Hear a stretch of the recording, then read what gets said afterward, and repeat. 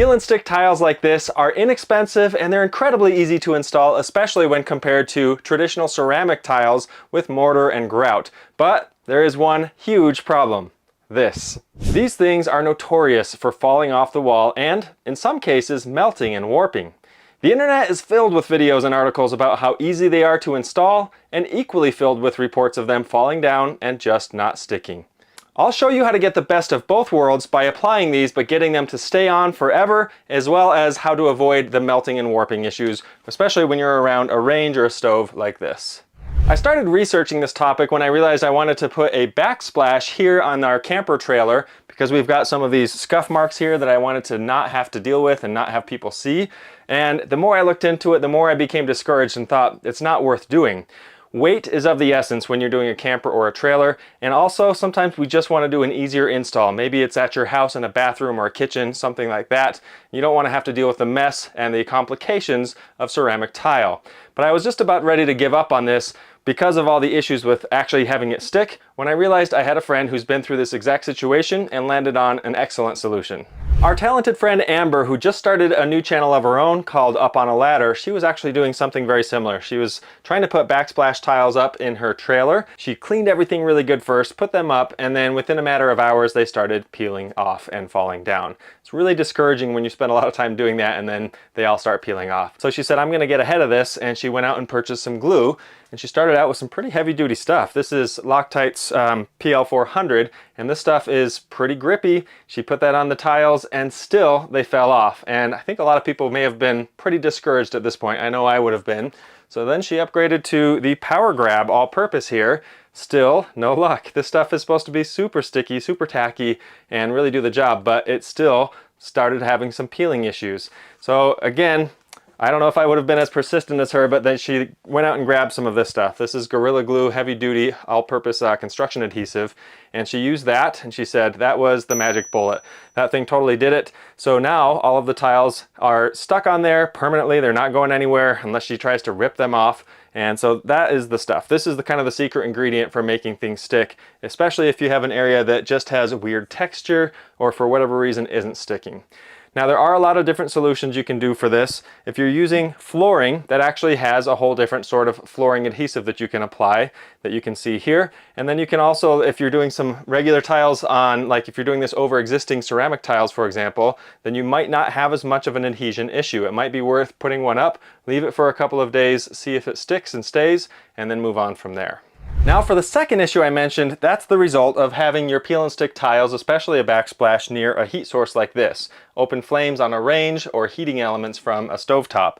So there's some things you need to be aware of. For example, on these tiles that I've purchased, it specifically states right on here that if you're going to be near a stove or an open range, you need to be about 14 inches away from the actual flames or the heat source. So in a lot of cases, that's just not going to work because you just don't have that much room between the backsplash and the stove. And so there are actually peel and stick tile products out here, like this one from Smart Tile, and this one actually is meant to be a lot closer. This is actually a range area peel and stick tile. Now if you check out the instructions on this one, it mentions it can be as close as about 8 inches from the range, which gives you a whole lot more working room since most of them are about that close. So for this build, we're going to do a combination of the higher temperature resistant tiles and the traditional subway tiles to make this brand new again. As I mentioned, the first thing we want to do is thoroughly clean the area and make sure to get in all those little nooks and crannies, in the corners, around the chair rail here, in the linings and edges, everywhere, to make sure it's totally clean and this is ready to stick well. Another mistake I see people making a lot is with outlets. If you have an outlet, not only pop the face cover off like this, but also unscrew it and then pull it away. What we want to do is set the outlet actually up against the new tile that's installed. That way you won't have issues with the faceplate fitting anymore. The process actually goes pretty quickly from here. I've got my razor blade here that I'm going to use. This is my Milwaukee Fastback that I use for everything because they're pretty awesome. But I need to use that in combination with a straight edge like this. And then I've got a scrap piece of wood for cutting. Cutting board will do just fine. You can also use scissors to cut these, but I like a straight edge because it gives you a perfect line. I've got the Gorilla Glue that we mentioned before, a tape measure, and I'm also going to be using some of this. This is edging material. It's also peel and stick, and it's actually made by the same company that makes the peel and stick tiles we'll be using. Nothing in this video is sponsored, by the way. These are just some items I picked up on Amazon that had great reviews, and we're going to give them a try here today. This allows me to take care of these kind of unfinished areas. So I'm going to be tiling all the way up to here, and I don't want this kind of unnatural line going here, so I'm going to be putting some of this edging.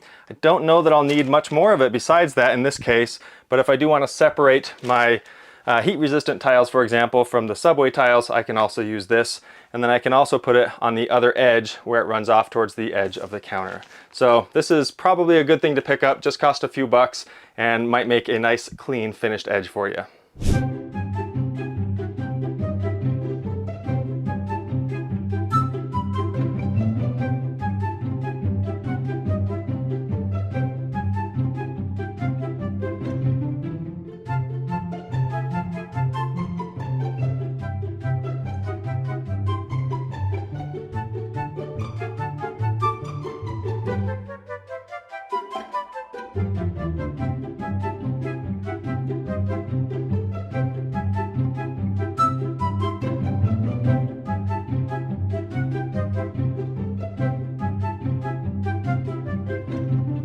So here's our finished product. I think it came out pretty nice. The Gorilla Glue is definitely going to help make sure that these stay in place for years to come and don't cause us the issues that so many people deal with these peel and stick tiles.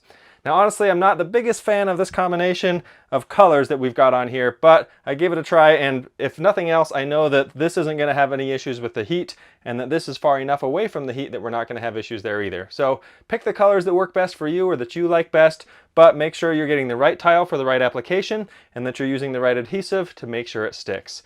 Now I want to give a huge shout out to our friend Amber over at Up on a Ladder. If it wasn't for her, we wouldn't have known what adhesive to use for this. And if you could, do me a favor, go over to her channel, I'll put a link to it right here, and check out some of her videos. She's just getting started. She's a new DIYer on YouTube, and she's one of the more talented people that we know. My wife and I have known their family for a long time, and she does amazing work in their house and on their Instagram account and everything. So take a look at that and see if you can help her out by giving her a subscribe, and hopefully that will help grow her channel and grow our DIY community.